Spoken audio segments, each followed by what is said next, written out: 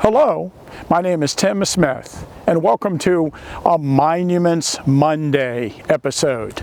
So it's the new year, and we asked for suggestions on what monuments videos we should do, and a lot of you put in comments in our last video. If you'd like, you can put some additional comments at the bottom of this video if you have suggestions for topics for us to cover on the Gettysburg Battlefield Monument series here. Today, we're going to talk a little bit about Archibald McDougall's brigade and their monuments along this stretch. I should mention also that for the new year, we have a brand new videographer. So Maria Lynn is behind the camera, and she'll be filming some of these episodes throughout the beginning of the year. When you come to Gettysburg, we've talked about this before, and you look at the monuments, you can learn a lot about the battle itself by looking at the alignment of the monuments on different parts of the battlefield. And like here, we have our brigade plaque, which is a marker that was placed here by the War Department in the early 1900s. And it represents a brigade. The average size of a brigade at Gettysburg is about 1,500 men. On average, about 5 regiments of 300 men each. And you can see the brigade was commanded by Colonel Archibald McDougall, and it consisted of the 5th and the 20th Connecticuts, the 3rd Maryland, and the 123rd, 145th New York, and the 46th Pennsylvania. And you see that on the brigade plaque. And this brigade is part of the 1st Division of the 12th Army Corps. And of course, on the brigade plaques, they have the Corps insignia, the star representing the 12th Army Corps.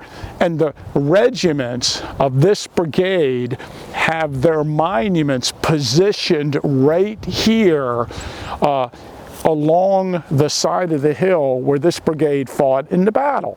So this matches perfectly with the information on the plaque. Now, this doesn't always happen, but in this case it does. And this brigade was involved in the fighting on the late evening of the 2nd day. They arrived in position on the morning of the 3rd day of the battle. They retook the entrenchments here. We'll talk about that in a moment. And they were involved in a little skirmishing on July 4th. But let's talk a little bit about the individual regiments. So one of the interesting things about this brigade that was positioned here on what most historians commonly refer to as Spangler's Hill, because although we are near Culp's Hill, we are not actually on Culp property. We are on the property owned by the Spangler family, and so this is Spangler's Hill. Now,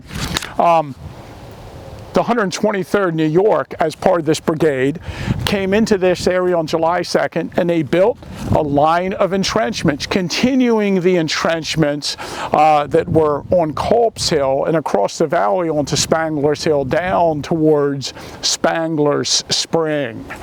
And then in the afternoon of July 2nd, with the heavy fighting near the Round Tops, this brigade was pulled out of line and sent to the other side of the battlefield. They never actually made it over there to participate in any of the fighting, and they came back late at night, only to find that while they were gone, the Southern Army, Edward Johnson's division, had attacked. And Stort's brigade of Johnson's division had actually crossed Rock Creek and captured the entrenchments of this brigade. And so in the early morning hours, this unit arrived on Culp's Hill, and there was some skirmishing here around this hill and around Spangler Spring that evening. The next day, this brigade was ordered to recapture the entrenchments after some fighting took place in this area between the various units. And the unit recaptured the entrenchments in the late morning of July 3rd. And then they sent out skirmishers, and the 123rd New York claims that there was quite a skirmish in the afternoon of July 3rd between some of their men and elements of the Southern Army that were left behind as a screen. On July 4th, elements of this brigade performed a reconnaissance of the enemy position. Now, by that time, on July 4th, the Southern Army had pulled their forces back to the other side of town. According to one account from the 123rd New York, this reconnaissance occupied like an 8-mile march, which I find very difficult to believe. But according to the couple accounts we have of it, this 2 or 3 regiments, with the assistance of some Union cavalry, actually swung out around Wolf's Hill and out over the Hanover Road into the town of Gettysburg and out Cemetery Hill and then back around into position here. So it was quite a reconnaissance. But they didn't meet any serious threat because by that time the Southerners had pulled back. One of the interesting things about this unit is there's a little inscription on the back side of it, and many people come here during the summer and they probably have seen this. It says on a plaque, about 100 yards in front of this line of works, a marker indicates the position occupied by the skirmishers of this regiment on the afternoon of July 3rd. So here we have the main monument of the 123rd New York that was placed in 1888.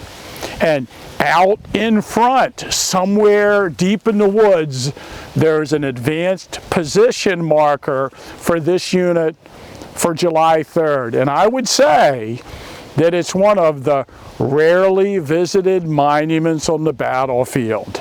It's going to be relatively easy to find for us because it's the winter and you can see hundreds of yards through the woods. You come here in the summer, this is not so easy to find. So the challenge for you guys at home is to come out here in the summer and look for this monument, and don't cheat and come out here in the next few weeks and find it'll be too easy.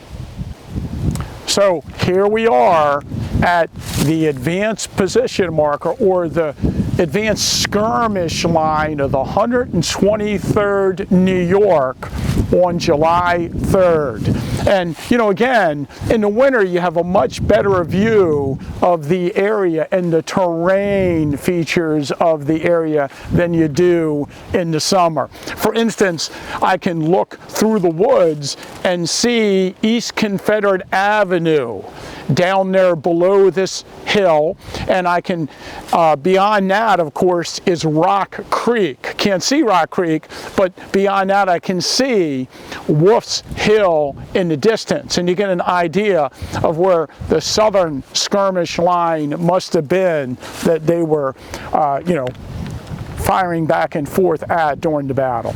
Now, just a couple other things about the 123rd before we move on and talk about a couple of the other regiments. So we already mentioned that the 123rd New York Monument was dedicated in 1888, September 4th, 1888. And they have, if you read the book New York at Gettysburg, they have a description of their monument dedication in there and the speeches that were given. And we're going to provide a link to that in the comment, the first comment below, so you can read that if you'd like and read more about this regiment in the battle. But they're from Washington County, New York. And what I really like about the monument, and a lot of people like about the monument, is Clio recording history. And Clio, of course, is one of the 9 ancient Greece muses of arts and literature. And Clio's name signifies to make famous or to celebrate. And it is one of the nicely done sculptures, on the battlefield. A lot of people come here and they love to drive around and look at the art on the battlefield depicted on many of the monuments. Also, we should mention that this brigade, as part of the 12th Army Corps, was sent west after the Battle of Gettysburg, and he actually participated in Sherman's March to the Sea. And I don't know if you realize this, but in the American Civil War, Savannah, Georgia is in the Western Theater. Kind of like how the Atlanta Braves used to be in the Western Division in baseball. But so the Western Theater, and they participate in a lot of the battles with Sherman's army, and you can see those battles listed on their monument here, like Peachtree Creek and the Culp Farm. The Battle of Atlanta, Savannah is on the monument. It's kind of interesting. One other thing, when you look at this monument, it's kind of enclosed by rocks around it. There was a breastwork here, or the remnants of the breastwork when they put up the monument, and there are rocks here around it. And one thing that always puzzled me, and I'm going to show you over here about this monument, I think I have an idea.